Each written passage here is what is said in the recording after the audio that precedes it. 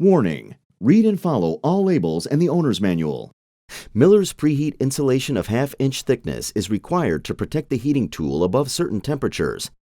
Only one layer is required for temperatures above 392 degrees Fahrenheit for the air-cooled quick wrap. The air-cooled cable requires additional insulation. One layer over 302 degrees Fahrenheit and 2 layers after 482 degrees. Apply insulation on the workpiece before placing the tool and position it where heating tool will be placed. Use tape or non-conductive straps to secure insulation in place. Do not use wire or metal straps to secure cable. Instead, use plastic cable ties, tape, or non-conductive straps to secure cable. Do not hang cable on metal brackets, hangers, or other mechanisms. Stop using equipment if plug, receptacle, or cable is damaged. Replace cable if braid, red jacket, or bare wire is visible.